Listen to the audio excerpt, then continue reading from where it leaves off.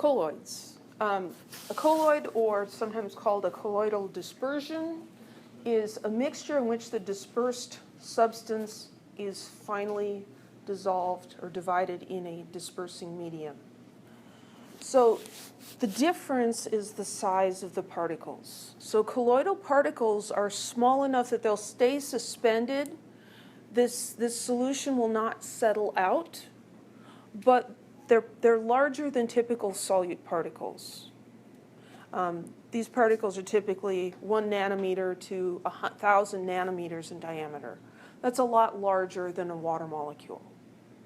But they're still small enough that they will stay suspended.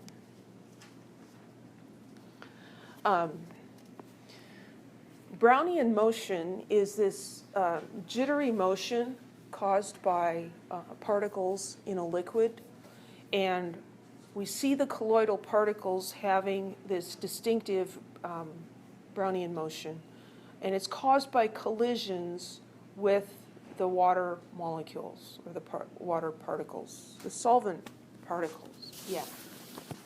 Let's watch a video.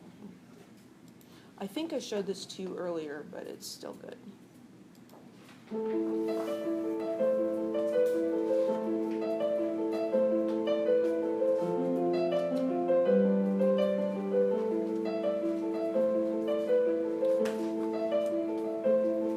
See how they're jiggling? They're not alive. Those are pollen particles.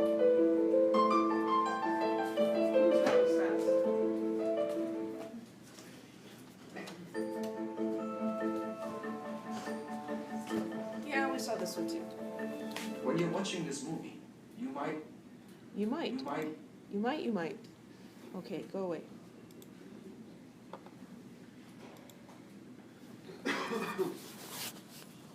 So just like the pollen particles in that video, colloid particles have this distinctive jittery motion because they're bumping into the solvent molecules.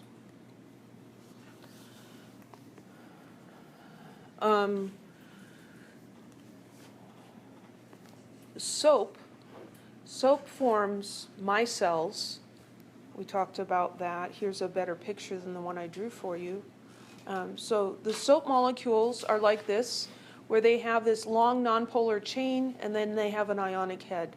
So when you put those soap molecules into water, they form these little spheres of soap with the ionic head sticking out and the nonpolar tails sticking inside. Because the nonpolar tails don't mix well with water, but the polar heads do. And so these micelles are large enough that they qualify as colloidal particles. They're not truly dissolved in the water. In a true solution, the solute particles are on the same size range as the solvent particles.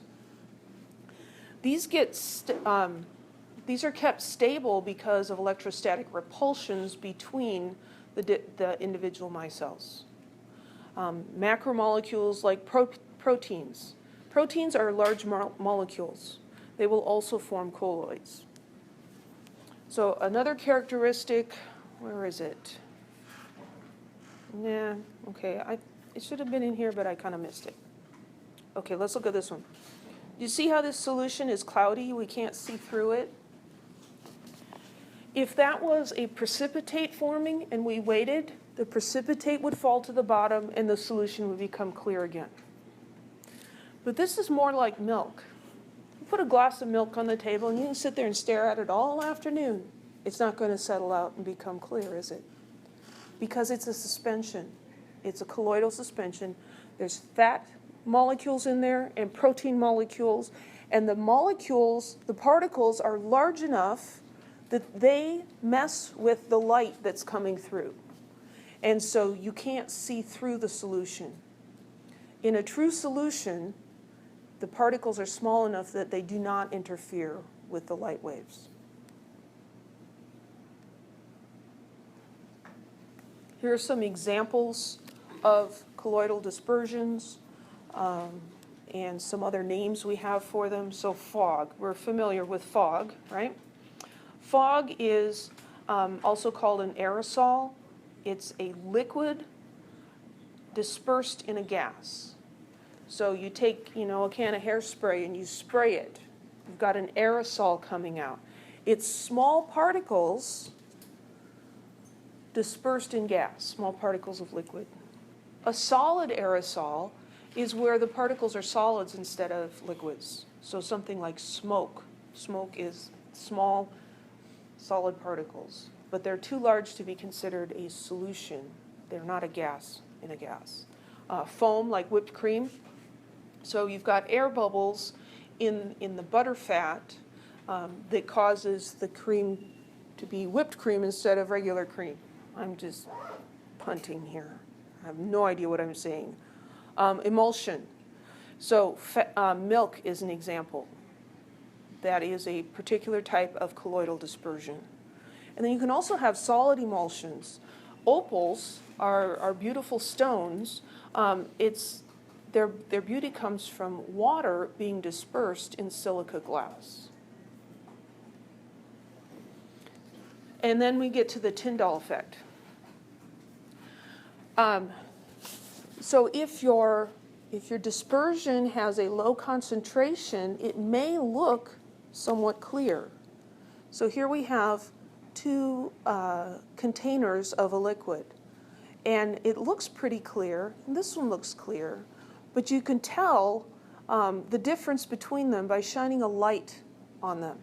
The light is diffracted and reflected from the particles in the suspension. In the solution, it goes straight through.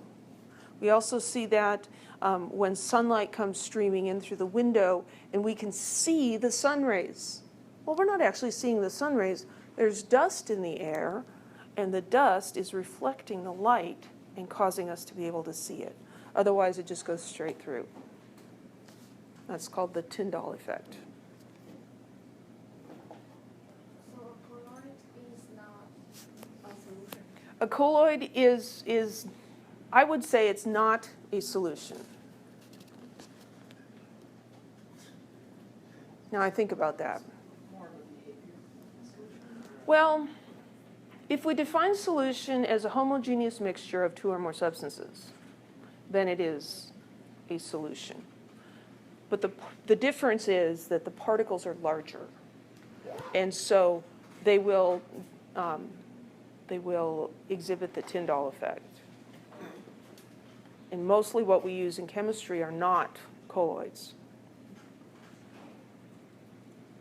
Any questions? End of chapter 13.